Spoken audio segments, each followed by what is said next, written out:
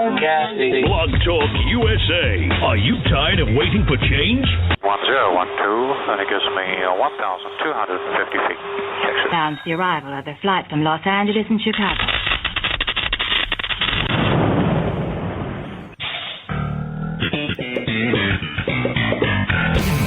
Explosion. And hello, everyone, and welcome to TNZ Talk. I am Richard Zombeck, the Z in TNZ. I'm here with my co-host, Tony Tripiano, who is the T in TNZ. We've got quite a show today. There were two town hall meetings yesterday hosted by MSNBC. Trump is finally being called out as, I guess, a pathological liar, although no one in the media can seem to come to terms with that or how to deal with it. But before we get started, let me say hello to my co-host, Tony Tripiano. Good morning, Tony. And good morning to you, sir, as we celebrate the Ides of March on this March 15th, 2016, dun, dun, dun. Sir. Dun, dun, dun. I want to remind people that would care to join us on air that the number to call is 347 855-8118, 347-855-8118, and would love to hear from people that watch the town halls on MSNBC, have predictions for today's primaries in 5 states. A couple of them biggies were winner takes all, and as you and I are talking this morning, Donald Trump won 9 delegates in the Northern Mariana Islands caucus that took place this morning. 9 delegates. Which is where? In the Northern Mariana Islands, in the Pacific. That's the best I can do for you, Z. What kind of islands are they? I mean, are they still at war? No, not to my knowledge. They do have a Republican and a Democratic Party. By the way, I got into a Twitter fight yesterday with somebody that insisted on calling the Democratic Party the Democrat Party. He went on to call me fat boy. I haven't been a fat boy for 5 years.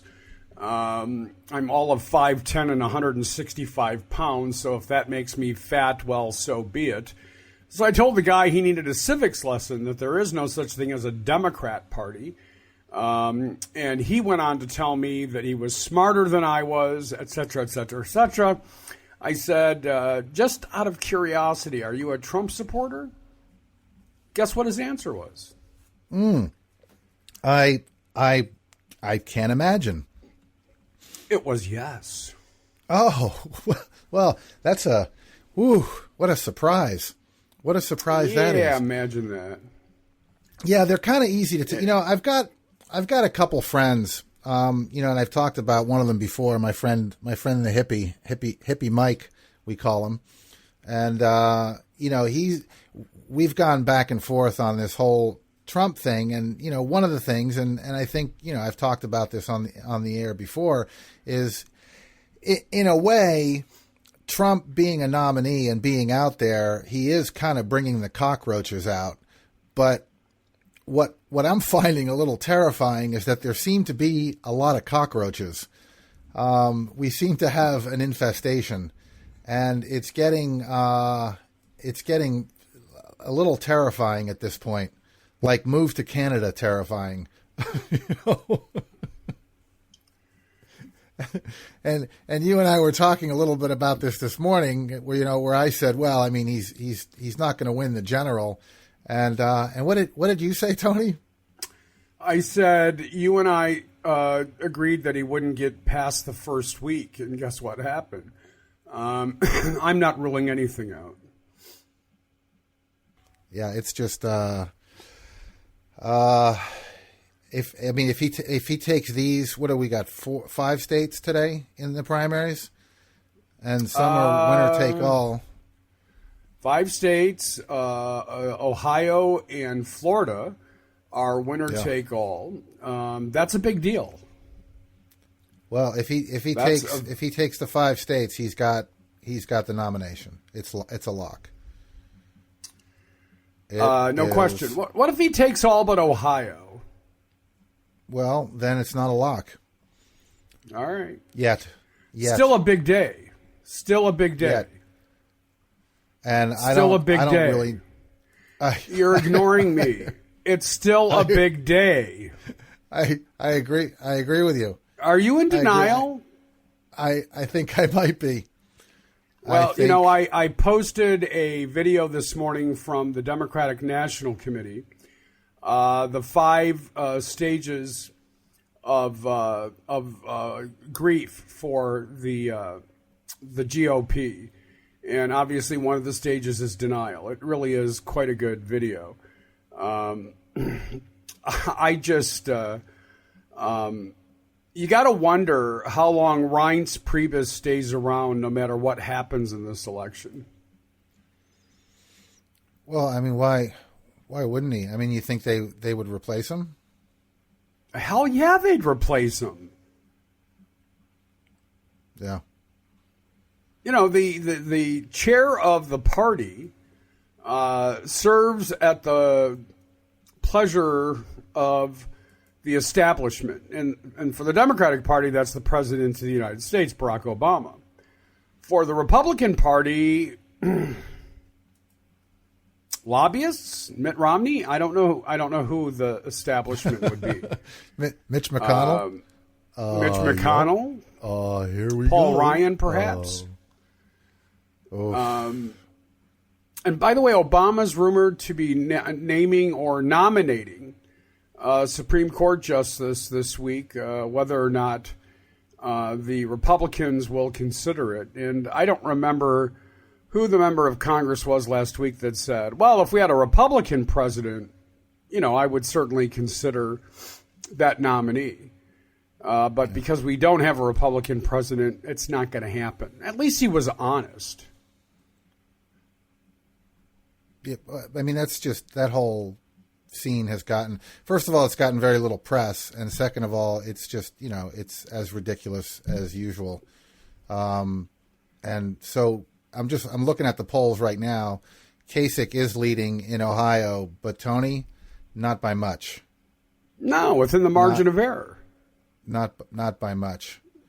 No, he's leading within the margin of error, and I do believe he's going to win. Now, I was watching MSNBC this morning, and they had somebody at a polling place in Ohio, in a community that of 10,000 that only has 200 registered Republicans, yet half of the voters to this point have voted Republican, have crossed over. And when the election official was asked why she thought that was, she says people are either voting for or against Donald Trump. She didn't give percentages, but that's what she said. Well, and Trump is killing Rubio in Florida. I mean, killing him. All right, well, let's have that conversation before we start talking town halls and other things. What does Marco Rubio do after he loses today? Now, he says that there will be a historic vote, and Florida's favorite son will win his home state. Yeah, that's not going to happen. It's not going to happen. So what does he do? He's losing Florida. I mean, I think he's done. I mean, I don't know what he does. Will he back out? Well, I mean, the best that he can do is take some votes away from other people. I mean, that's all he can do, which would be great if he could. I mean, assuming. Let's just assume that Trump gets the nomination and he's the one going up against, probably Hillary Clinton. But either way, Hillary Clinton or Bernie Sanders, I don't think he wins the general. I don't think Trump has. I'm hoping. Okay, maybe I'm in denial. I'm hoping that Trump has no chance of winning the general election. And, Rubio would do the Democrats a huge favor by staying in the race and keeping Cruz out of it. But I know he's not there for the Democrats. So I don't know. In Rubio's case, I mean, I'd go into hiding after losing Florida. Well, if I were him, I would have gone into hiding a while ago when he had his rally last week at a football stadium, a high school football stadium, and they couldn't even fill the end zone where he was speaking. That said volumes. We discussed that. Interestingly, MSNBC, in our first piece of audio today, went to Marco Rubio's neighbors, literally in his neighborhood, and talked to them about Marco Rubio, whether or not they were going to support him. And this is what they were able to cull from that visit. It is a beautiful day in Mr. Rubio's neighborhood. He lives just right down that way, and that's why we came out here to West Miami to see what Marco Rubio's neighbors think about his chances to win the Florida primary on Tuesday. I'm just walking the neighborhood because, your neighbor's running for president. I know. You do know? Yes. You think he's got a chance of winning? I hope so. Are you a Marco Rubio supporter? Yes. You going to vote for him on Tuesday? Yes, I'm going to vote for him. I already vote. So you did the early vote? I did the early vote. What's your dog's name? Bella. Hi, Bella. Who are you voting for? Marco Rubio? Marco Rubio. Your name is Cynthia, right? Yes. So, Cynthia, your neighbor's running for president. No, I did not know that. Come on. My neighbor is running for president of? The United States, Marco Rubio. He lives right over there. No, he doesn't. Yes, he does. Really? You didn't know that? No, I didn't know that. I just moved to Miami, so I don't know. He lives literally on the street, down on the street. Good to know. So, Don't particularly like him, so. You don't particularly like him? No, You think he's going to win on Tuesday? I really hope not. So what is this right here? That's the name, the Rubio family is this house. It says Rubio. Yes. I think I read that he wrote this when he was a kid. Maybe. You never know. So, wow. Yeah. What happens on Tuesday here if he doesn't win? Doesn't matter. We love him anyway. You love him anyways. Oh, yes. You live around here? Up the street. Okay, so your neighbor's running for president. Yeah, right. You going to vote for him on Tuesday? No. Who are you going to vote for? I don't know. You think he's going to win? No. People in the neighborhood like him? I don't. My neighbors don't. It's going to be tough. Rubio's got to win Florida, right? If he doesn't, that's it. That's it. That's it. That's it. Yeah, that's got to hurt. That's it. It's almost reminiscent of the piece that I posted yesterday, I believe from Politico, on whether or not Ted Cruz was liked. And resoundingly, no one seems to like Ted Cruz. I don't even know if Ted Cruz likes Ted Cruz, because when asked, are you the kind of guy that you can sit down and have a beer with, his answer was, yeah, probably not. Yeah, I mean, nobody likes Ted Cruz. I mean, nobody. That article was, I was reading that, I really kind of felt bad for the guy.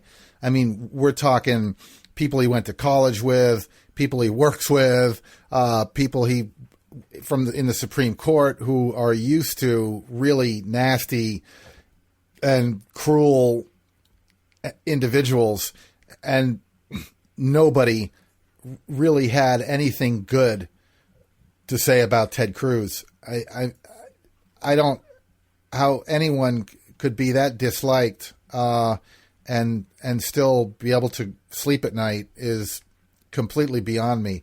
I mean, you really have to have some kind of social disorder to be okay with yourself and have an ego that huge when literally nobody likes you. You know, not to mention the pictures of, his wife and his own kids recoiling from him when he leans in for a kiss. Which were great photographs and probably just, unfortunate timing.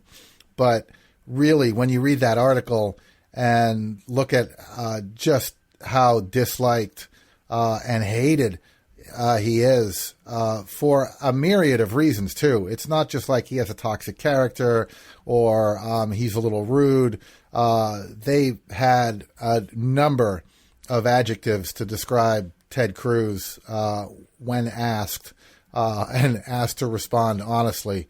I can't even imagine being him and reading that article.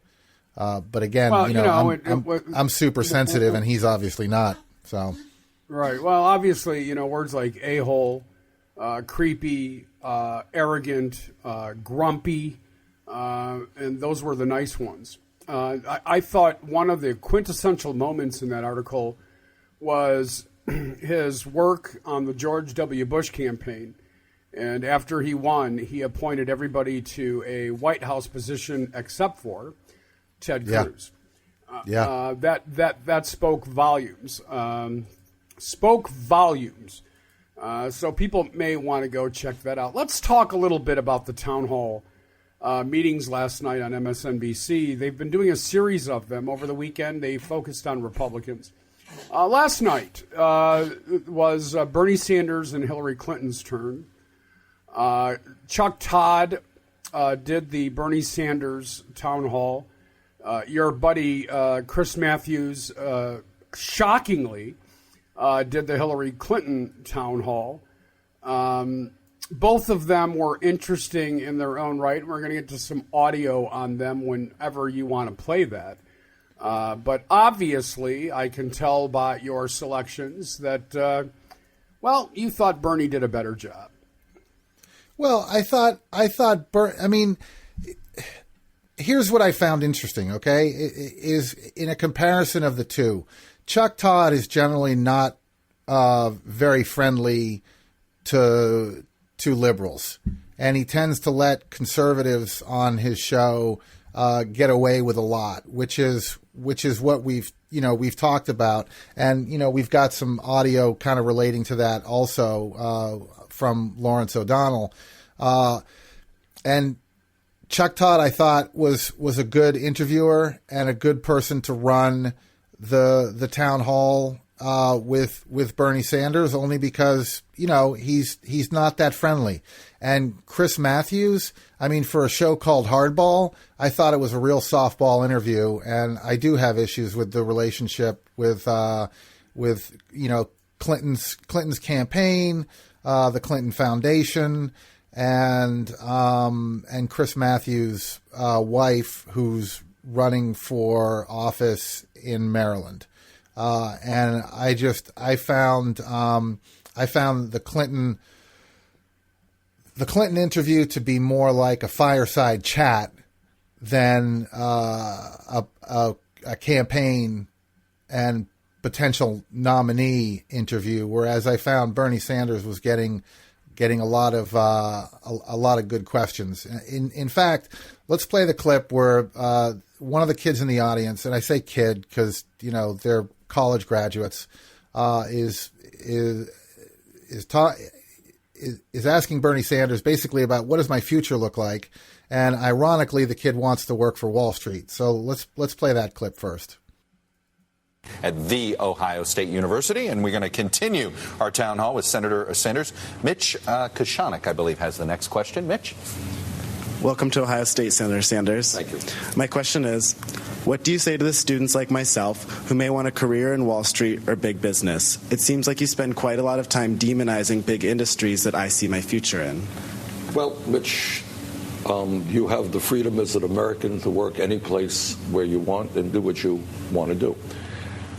And many people gravitate to Wall Street, where, by the way, let me tell you, you can make a lot of money. They pay pretty good. But this is what I believe, Mitch. I believe that in many respects, the business model of Wall Street is fraud. And I believe that what they did to this country during the financial crisis was unforgivable. They ripped off the American people. They sold subprime mortgage packages that were worthless. You may have noticed that just last month, Goldman Sachs paid a $5 billion fine to the United States government, and other banks did that as well. So what I want to give you a warning, though, all right? If I'm elected president, what I have said is I think when 3 out of the 4 largest banks today are bigger than they were when we bailed them out when they were too big to fail, I believe we should break them up. I believe also that we should reestablish a 21st century Glass-Steagall piece of legislation. I think it's important for the American people to understand that the 6 largest financial institutions have assets of almost 60% of the GDP of this country. They issue 2/3 of the credit cards and about 1/3 of the mortgages. Now, you tell me, if Teddy Roosevelt, the trust buster, were alive today, what would he say? I think he would say that they have too much power, too much concentration of wealth, and they should be broken up. I think they're a danger to this country. I really do. And politically, they have spent billions of dollars to get deregulated. I helped lead the effort against that deregulation. I'm sorry I lost, because if we had won that, maybe we would not have had that terrible crash. So you're free to go where you want. But if I win, you may have to get a job at a commercial bank rather than on Wall Street. You're going to have a career change? A community bank, rather. Has he talked you out of this yet? No, not quite. All right. Bernie Sanders, man. Z, are you there? I'm here. Oh, okay. Couldn't hear you there for a minute. I'm here. I said Bernie Sanders, man. Yeah, I don't think that Mitch liked that answer. Feel the burn. Well, yeah, he did feel the burn, and I don't think Mitch will be voting for the burn. Oh, I don't know. I mean, this is the culture that we live in, right? Is we have kids in college and rightfully so. I mean, they're saddled with enormous debt. They've watched their parents probably lose all of their retirement money. They're coming out of college and they go, hey, what can I do to not have to worry about this? And the financial sector and the tech industry, the financial sector more than anything, really seems to be the place to go if you want to make a bundle. And here's the thing, Tony, because I had this kind of psychological fight with myself also. I blog on Huffington Post. It's unpaid. Most of the writing that I do is unpaid. Most of what you and I do is unpaid. Not most of it, all of it. And if you're working for Breitbart or you're working for Bank of America and you're working to destroy this country, there's a tremendous amount of money to be made. And I can't tell you how many times I was tempted when I had a website and an organization called Shame the Banks or Home Preservation Network, or was lobbying Congress for the financial reform, when Bernie Sanders and Elizabeth Warren were doing that, and to protect people, and watching really good attorneys who were dedicated to defending consumers and defending the American people, basically almost living out of their cars. So, you come out of high school, you've got this ideology of that life is going to be great, and you go, well, how can I make the most amount of money to be the happiest? And you look at the financial sector and you go, well, that's it. That's it. I can make millions and millions of dollars, and I'll be happy. I mean, we know that's not true. Like John Lennon said, you can't buy happiness, but you can rent it for a while. I thought Bernie's answer was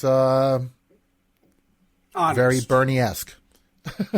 Absolutely. Well, Bernie was also waxing about minimum wage, fair trade, inequality. These are 3 cornerstone messages of the campaign that obviously has resonated with millions of people during last night's town hall with Chuck Todd. This is what Bernie Sanders had to say on those issues.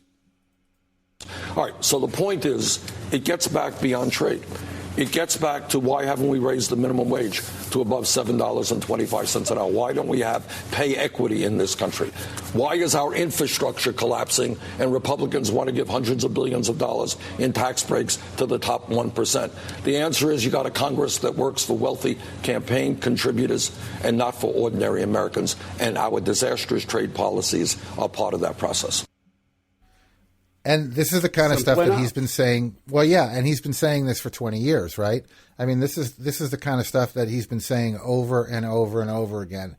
And I can't tell you just how much it warms the cockles of my heart, Tony, that it's being said on a national level, and he's been given a platform to be able to say this, because a few months ago, not a lot of people were paying attention to Bernie Sanders and what he was saying. And a lot of the stuff that he was saying, people were poo-pooing as unimportant or conspiratorial or inaccurate. And we're hearing more and more of it. I mean, like him calling out the Koch brothers by name, some of the bigger corporate donors he's bringing out into the light. And we're starting to see more and more people starting to pay attention to this and become aware of just, which end of the political party is being bought and paid for, where that money is going, how it's affecting individuals and the economy and the consumer. I mean, you hear people all the time, well, we have a consumer-based economy and it's all based on free trade and, globalization. Well, how do you have a consumer economy without any consumers? And this is where we are right now. This is what we're looking at. Is great, make all the goods you want, but nobody can afford them. Well, and on top of that, as we look at the economy and its growth, and although we have seen at some level a reduction, of course, in our deficit, the kind of jobs that we are creating are not the kind of jobs that are going to produce good middle-class incomes, not the kind of jobs that will allow people to send their children to college, not the kind of jobs that allow people to purchase a home, not the kind of jobs that allow you to save for retirement. And, Bernie Sanders, of course, is well aware of that. And before we move on to some Hillary Clinton audio, another cornerstone of the Sanders campaign, and certainly one of his favorite targets, have been the Koch brothers. And if you don't know who the Koch brothers are, well, shame on you. And it's Koch, so do a little search engine research. But, Bernie has a profound message that he continues to deliver. And I believe the Koch brothers would absolutely be devastated if Bernie Sanders were elected. This is part of the reason why. Let's listen to what he said to Chuck Todd during that town hall meeting last evening on MSNBC. Look, the point is you have a corrupt campaign finance system. All right, let's talk about it. And by the way, I'd like to see NBC do more work on this. All right, talk about it. If it offends, you've given me a lot of work to do. I know. You've budgeted a lot. Even if it offends some of your commercial sponsors. Fair enough. Okay. Do we think as Americans that it's appropriate that one family, the Koch brothers, second wealthiest family in this country, and a few of their billionaire friends are going to spend $900 million in this campaign cycle to elect the wealthy and the powerful? Do we think it makes sense in America that Wall Street, which literally has endless supplies of money, is making massive contributions to candidates across the political spectrum? Okay? It's not a question of demonizing people. I believe in democracy. I believe that every person here has one vote.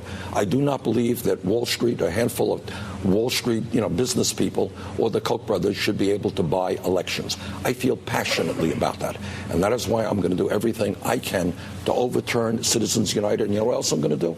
we're going to try to move toward public funding of elections so that people, whether they're conservative or progressive, who run for office do not have to beg wealthy people for campaign contributions. Bottom line, you may disagree with me, I think anyone who objectively looks at politics in America understands that a handful of billionaire families have inordinate power over our political life as well as our economic life. But you would recommend to any progressive, don't take Wall Street money. You would tell them, don't do it. The reason that good people end up doing it, Barack Obama's done it, Hillary Clinton's done it, Sherrod Brown, go down the line. I understand. I don't do it. And I think what we have shown in this campaign is if you have a progressive message, raising the minimum wage to $15 an hour, health care for all, making public colleges and universities tuition free, you know what? You can get campaign contributions from working people. You do not have to be dependent on Wall Street or big money interests. Well, you have certainly made that clear with your campaign. Yeah. You know, Z, as we really take a listen, I mean, a really good listen to what Bernie Sanders just had to say. Let's be mindful that the Koch brothers actually advertise on MSNBC. I don't know if you've ever seen their commercials for Koch Industries, but they do advertise on MSNBC. This idea that you can boycott Koch Industries is ridiculous. They make so many different varied products, from toilet paper and facial tissues to diapers and everything in between. And I've never been a big fan of protesting a corporation just because it doesn't work. It never will. You'll remember when gas prices were at $4 something a gallon, there was the big movement on moveon.org to have a day where nobody would buy gasoline. What would that do to the economy? What would that do to the people that work in those service stations? You know, there's just certain realities that don't resonate with me. But one of them that does, that Bernie talks about, is getting rid of Citizens United. I think that's a big one. Public financing of campaign, another big one. But no one's talking about redistricting reform, and that's where it begins. Yeah, no, I completely agree. And I mean, I have the same thoughts on that boycotting, mass movement, because it never happens. People are basically selfish and driven by fear. I mean, I have an example of, when the mortgage crisis was going on and the foreclosure crisis was going on, there was this call from people of going, well, everyone should just stop paying their mortgage for a month. And I was like, really? That's what you're going to do? You're going to suggest that people all stop paying their? Do you know how many people are going to do that are afraid of losing their homes if they don't pay their mortgage? I mean, really? This is your plan? And it's the same thing. It's like, well, stop buying paper towels and show the Koch brothers how much you hate them. It's like, whatever. And what is it, Brawny or something? Well, whatever. They've got 10 different brands. I mean, that's the problem. Yeah. If you go, I mean, you can easily find the list. And the first time I looked at it, I went to find out the legitimacy of it, and it was legit. And there were hundreds of products.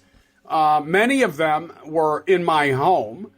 And I'm thinking to myself, well, I still have to wipe my ass. I still have to blow my nose. I still have to see my grandkids in diapers. I still have to clean the bathroom. I still need to cook. And I could go on and on and on. And so, yeah, boycotting is a lovely idea for those that really feel like they want to accomplish something. But let's say, as an example, Z, 100,000 people get on board with boycotting. Big deal. Yeah, not even 100,000 people is nothing. Not even a dent. And so people can get as excited as they want about that, and I'm sure we're going to get some emails on this, and frankly, I don't care. The reality is we have a very broken redistricting system. We have a very broken election system. The machines are hackable. They're obsolete. There is absolutely nothing to be done to tighten security on them. And I could go on and on and on. If we really want to fix the problems of this country, we need to start with a reform that matters. Citizens United matters in a big way. Redistricting matters in a big way. Making sure that our votes count matters in a huge way. We will hear stories tomorrow about machines that didn't just break down, about people that voted for X candidate, yet another one came up when they hit their touch screen. And you and I both know those stories are going to be out there and they're going to be legit. Why aren't we fixing that? Where is Bernie Sanders and Hillary Clinton on that? The Republicans aren't going to talk about it. Well, of course not. So Hillary and Bernie need to. Let's, for the sake of time, because we've got some good Donald Trump stuff coming up as well. Again, as we mentioned, Chris Matthews sat down with Hillary Clinton yesterday and had a conversation with her. The first half hour was very much a love fest. The second half hour got a little tougher for the former Secretary of State. And this is what she had to say about her war vote back in the early aughts. Were you smart about Iraq, endorsing the president's position on Iraq? Did you believe ever that Saddam Hussein, when you had to cast that vote to authorize the war in Iraq, did you ever believe that Saddam Hussein had nuclear weapons? I did. Who told you? Well, I know at the end of the Clinton administration, there was a very strong sense that he was reconstituting his nuclear weapons program. And I like to remind people that at the end of the 90s, there was a sense of the Congress passed that my opponent, Bernie Sanders, voted for, basically talking about regime change in Iraq because of the threat of potentially nuclear, biological. That was neocon stuff. Well, Bernie Sanders voted for it. I don't know why he did. But, well, Chris, I'm just telling you that that was the prevailing opinion. And what, look, I've said it was a mistake because. No, and I want to know about the facts because if you were told by somebody that he had nuclear weapons, they weren't telling the truth. Because Mike Morrell, who's the chief CIA briefer on the subject, told me on my show that they never told anybody because he said we had no evidence they had nuclear weapons. So who, if it wasn't the CIA, told you they had nuclear weapons? Well, what was going on was a continuing intensive inspection program. Hans Blix, remember Hans Blix? Remember it all. And Hans Blix and his team of inspectors were trying to get to the bottom of this. Now, here's what was misleading. Is that Saddam Hussein could have ended it immediately. He could have said, come anywhere, look anywhere, we have nothing. But he didn't choose to do that. And so the inspectors were racing to get to all the sites that they were worried. Because remember, at the end of the first Gulf War, we did find evidence of a nuclear weapons program. Then we had a number of years where we were flying a no-fly zone over Iraq and where we saw him diverting a lot of money into not just building palaces, but building, programs. Dick Cheney's all over the country back in the fall of 2002 saying Saddam has nuclear weapons. Not a nuclear weapons program, nuclear weapons, even though the CIA never told him that. The question is Donald Trump right when he said they lied? Well, I think that what Mike Hayden and others have said is that it was an intelligence failure. Now, I don't know. No, but they never said they had nuclear weapons. How could it be a failure? Well, they led some people to believe that. Yeah, but not with evidence. But not with evidence. You didn't have evidence they had nuclear weapons, did you? What we had was let me speak for myself. You never had evidence of nuclear weapons? No, but that was because the inspection program had not been completed. And where I stood, I believed George W. Bush when he said, we are going to let the inspectors finish the job. Yeah. This vote will give me the leverage, he claimed, to make sure that happens. Read Hans Blix's book. Why did you trust W? Well, I thought that using diplomacy, which is what it seemed to me he was offering, made a lot of sense. Did he seem the diplomatic type, W? He seemed to be someone who, in my opinion, at least rhetorically, that speech he gave in Cincinnati was aimed at saying we're going to let the inspectors finish. Now, he didn't let the inspectors finish. Tony? All right. She went on to talk about something that was a conversation I actually enjoyed, which was the $20 billion that was needed to secure a future for New York City in the aftermath of 9/11, and that George Bush promised her in the Oval Office that would happen. And indeed, when Republicans pushed back on it, he ended up saying, I've made a promise, I'm keeping that promise. Beyond that, though, when we listen to that answer, it's convenient. Well, and I mean, if you read U.S. Uncut, it sounds like a bribe. You know, I mean, that basically, I mean, this is the headline in U.S. Uncut. Did Hillary Clinton just admit on live TV that her Iraq war vote was a bribe? Because this is what she says. I'm sitting there in the Oval Office and Bush says to me, what do you need? And I said, I need $20 billion to rebuild, New York. And he said, you got it. And he was good to his word, Clinton said. So, hey, what do you need? What do I need to do to get you to vote for this war that we made up? And I mean, let's not forget too, Dick Cheney basically wrote the article in the New York Times talking about WMDs, and then later that day went on air saying, hey, well, there was a New York Times article saying that we're right. And I mean, this is where I look at Donald Trump and I go, he's right. They lied. They lied about this. They certainly did. Although we didn't pull the audio for this, there's a controversy surrounding Bernie Sanders from last night's town hall, asking him why he ran as a Democrat. And there's been some, again, controversy, mostly in social media, that is saying his answer basically was, I ran as a Democrat because I would get more media exposure, which, by the way, didn't turn out to be true.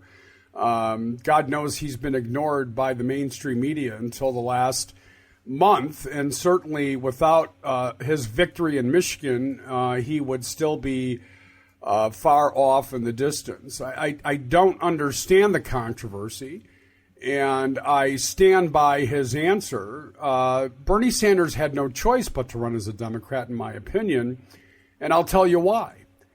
Because he represents the true heart of what was once the Democratic Party, and those are progressives.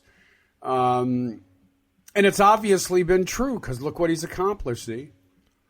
Yeah, no, I agree. And the thing is that I get that kind of, well, I'm not going to call it journalism. I get that kind of writing, right? I get those accusations. Well, he only ran as a Democrat so he could get media attention, and they harp on that.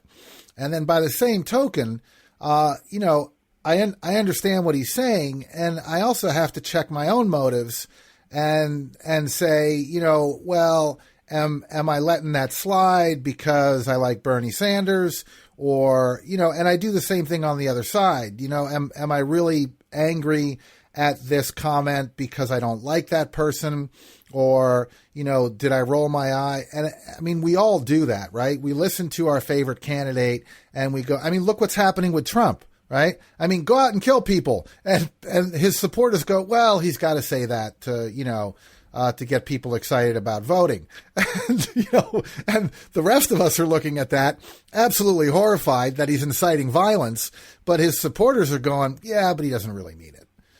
And, I have to wonder sometimes, too, if I do the same thing, right? I understand, and I thought also that Bernie Sanders responded to that question very well and accurately and honestly, right? It looks like they thought about it strategically. This is what they were going to do. And I agree with you, too, that what he's running with and what he's saying does represent the heart of the Democratic Party and the progressive movement. All right. Well, let me just, because we've got 15 minutes left, I want to make sure we spend some time on Donald Trump. Want to talk about my appearance on the Ed Schultz show this evening, Yeah, a little self promotion. Why not? But one of the things that Hillary Clinton talked about was something called a clawback proposal. Now, for someone that is as rabidly pro-labor as I am, as you know, Z, I've been rabidly pro-labor for 20-something years of my radio career. I like this kind of dialogue. So I like it too. Last night with Chris Matthews, Hillary Clinton talked about what happens when our tax dollars save a business or industry and they decide to take that business and those profits away from the U.S. Well, let's talk about the tough part, the trade-sensitive states. Ohio is one. Missouri is always historically against trade. Right. Here we are in Illinois. Michigan's tough, of course. You've seen that. How do you deal with that? Bernie Sanders is known as an anti-trade guy. He's opposed to all the trade deals. You've been for most of them. You were for TPP initially. How do you deal with the fact that to a lot of working people, trade is the enemy? I really understand that, and I think that we've had a number of years of experience now about what trade can and can't do in our globalized economy. So last night in Ohio, I said, look, I want to set the record straight. Yes, I did vote against the biggest multinational trade agreement when I was in the Senate. It was called CAFTA. I voted against it. I'd learned some things since the 1990s, and I put that to work. I also said that I hoped I would be able to support TPP, but I actually waited until I knew what was in it, and then I stated my opposition to it. But you said it was exciting, innovative, ambitious, groundbreaking, cutting-edge, high quality, and high standard. Before it was finished. I hoped that we could deal with currency manipulation and a lot of the other problems that our country and our working people have faced. It turned out when it was all said and done, it didn't meet my standards. And that's why, just like I voted against CAFTA, I've said I'm against TPP. But here's what's happening, Chris. You know, before coming here, I was in Chicago, and I was meeting with a group of workers who are most likely going to lose their jobs at the big Nabisco factory on the south side of Chicago. 600 really good jobs. And I met with some of the workers.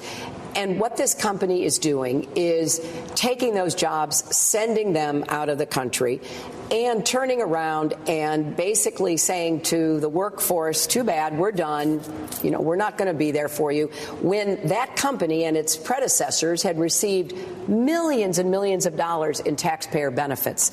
So we've got to figure out how to get some leverage against some of these companies. And I am proposing we have a clawback. If you took any money from the local, state, or federal government to put in a plant, to upgrade the plant, to do anything to the plant, you have to pay it back. That's how I think we've got to get leverage on these companies. So when they do the cost benefit on the cost side is, hey, we're going to owe back the money that we took telling the people of this state or city we were going to be there when, hey, we're not, we're moving out. Yeah, no, see, let me give you an example. Yeah, let me give you an example. Here in the state of Michigan, as you know, we have had, we were one of the states that was hit hardest by George Bush's recession. And we lost hundreds of thousands of jobs. Well, the state of Michigan offered tax incentives to companies mostly that would guarantee X amount of jobs. It's a great program when it works. When an analysis was done, the vast majority of companies that received state tax breaks didn't hire either anyone or not nearly the number that was promised when they were given the tax incentives to either stay or open here in the state of Michigan. This clawback program would penalize them for lying. I'm 100% on board with that. Yeah, I mean, this was the same thing that was discussed with the banks and with Wall Street in 2011, 2012. You know, not to keep bringing up the financial sector, but, you know, they were given trillions of dollars with the promise that they were going to modify loans and help homeowners stay in their homes. And they didn't. And they suffered nothing from that. And that was another time that we were talking about the government clawing back funds, taxpayer funds. And I think this is perfect. It's, hey, you're building a plant. We're going to give you tax subsidies. We're going to help you grow. We're going to help you build. And in that, because we're giving you money, you need to hire this amount more workers that are going to fill the plant. They need to be from here, here, and here. And we also need your promise that you're not going to take this offshore and move the plant somewhere else in 5 years or in 7 years or whatever. And if you do, guess what? You got to give the money back. Absolutely. Right? Well, listen, we've got some, and again, we're just running short on time. We've got some great audio that Z grabbed, that I grabbed, and I want to make sure that we hit Donald Trump on what I don't want to be a Super Tuesday for him. Not that I think you can sway a Trump supporter once you are one, you are one. That doesn't mean we don't owe it to this audience. Two very quick, well, one's a little longer than the other. Bernie Sanders talks to Trump supporters during last night's town hall. And then we'll follow that up with Bernie calling Trump a pathological liar. We're actually going to, a little bit after that, give you just an amazing piece from Lawrence O'Donnell's Last Word on MSNBC. But let's start, Z, if we could, with Bernie talking to Trump supporters, because it's an important piece. Yeah, and actually Chuck Todd asked him, what would you say to people who wanted to vote for Trump? So here's that. Let me ask you, what do you tell a Trump? If you could go to speak to a Trump rally, forget that we talk about the other parts of it, but they are concerned about the same issues, sure. but they're going to him and not you. Right. How do you convince them to come to you? Hold on. We are getting, we are getting millions of people coming to us. I totally understand, but this is what I would say. And by the way, you've heard me say this before, that I think the media has not done a good job in discussing why the middle class of this country is disappearing and why we have more income and wealth inequality than almost any major country on earth. So if you're a Trump supporter, let's say you're a 50-year-old guy, and your job went to China, you know what? You're really angry because now you have a job that maybe pays you 50 or 60% of what you used to have. You can't afford to send your kid to college. You are angry. And meanwhile, you're seeing almost all new wealth and income going to the top 1%, an issue you guys should talk about a little bit more as well. Right. All right? Fair enough. All right. You're angry. And then Trump comes along and says, you know what? You're angry. You should be angry. It's the fault of the Muslims. It's the fault of the Mexicans. Well, problem is that is racism, that is xenophobia, and it has nothing to do with the real causes of the problem. So what I say to the Trump supporters, I say, look, do you understand that Donald Trump thinks that the $7.25 an hour minimum wage is as high as should just go? And they'll say, really? That's a starvation wage. I say, did you hear Trump on a national Republican debate where he said wages in America are too high? Really? Too high? That Trump believes that climate change is a hoax emanating from China? Really? No kidding. That's pretty crazy. That Trump wants to give hundreds of billions of dollars in tax breaks to billionaire families like himself? I didn't know that. In other words, it is not just that I think we will defeat Trump because the American people do not think we should be divided up. This guy has insulted Mexicans, Muslims, women. He's insulted veterans. John McCain, a war hero. The American people are not going to vote for somebody like that. All right, very quickly, I want to make an important point here, give you a chance to do that as well, Z. For those that weren't listening, all that's true. You posted a piece yesterday. Donald Trump's health care plan would cost 21 million people their health care. You also posted a piece on why no woman would ever vote for Donald Trump if they watched a certain video.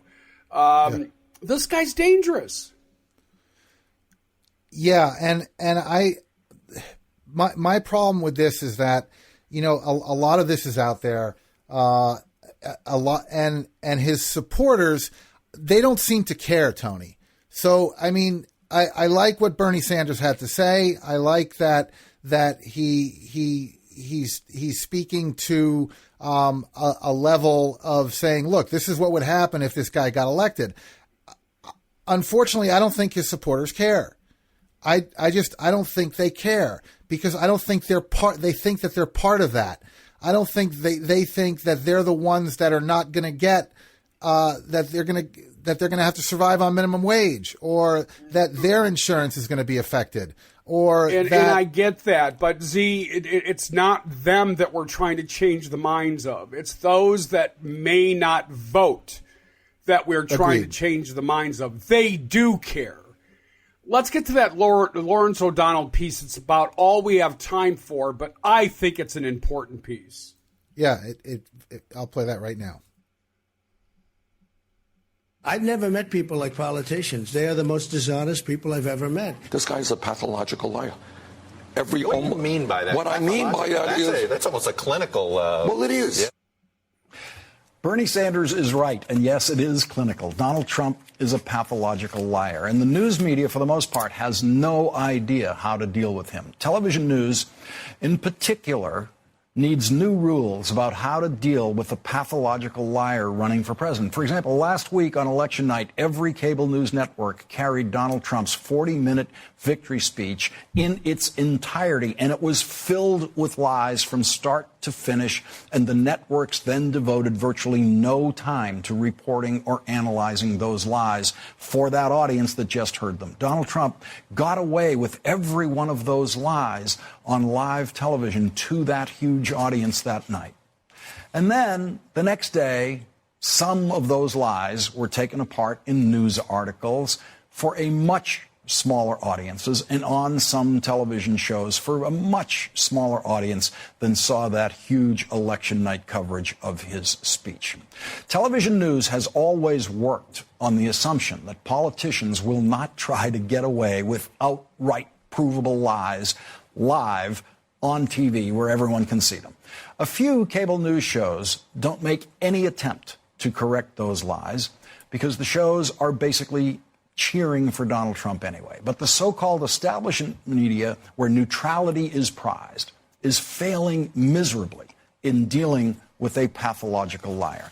It is impossible to be neutral in the face of lies. But the establishment media is so calcified in its posture of neutrality that it feels to them like challenging a lie is somehow partisan, like challenging a lie is somehow taking sides. And so they let the Trump lies fly all over television.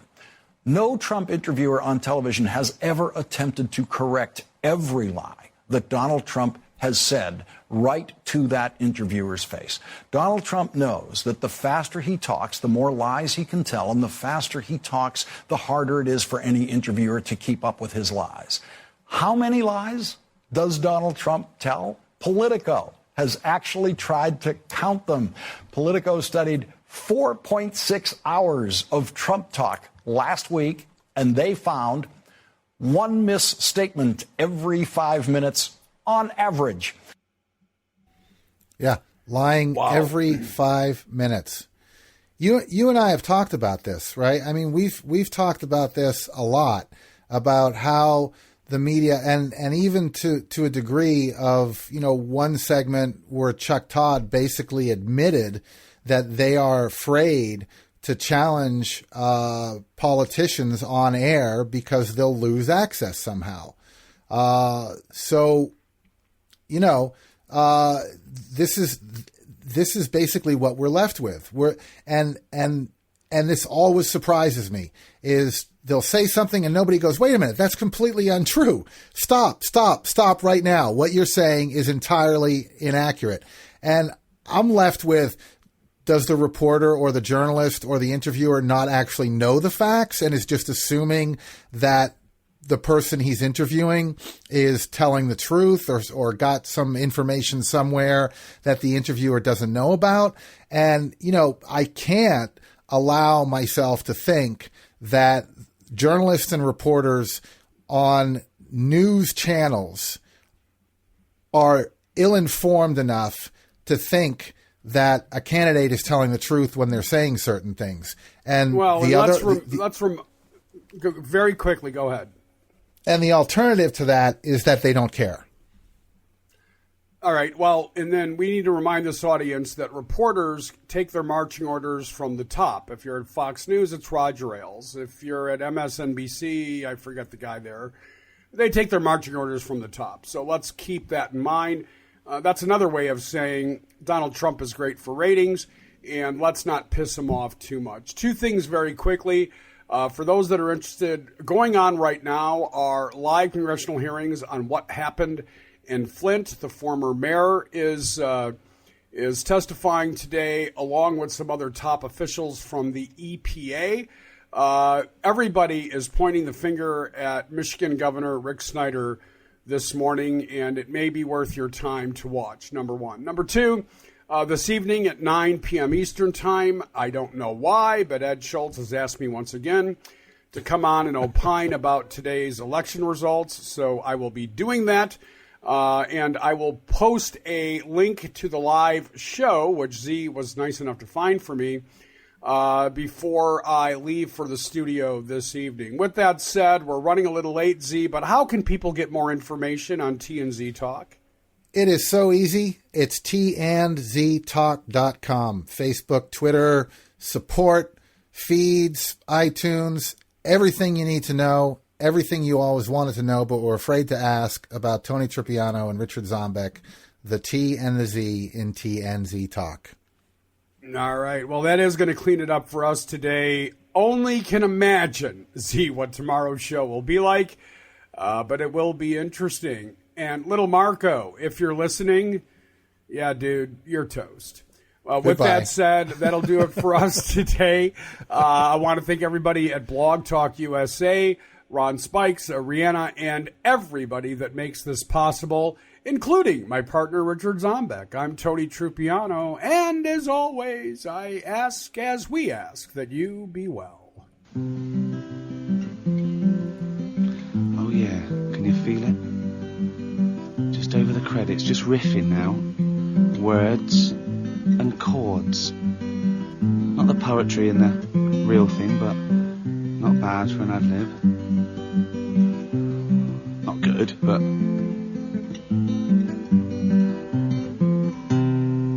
And it's not long enough, so just do a little bit more.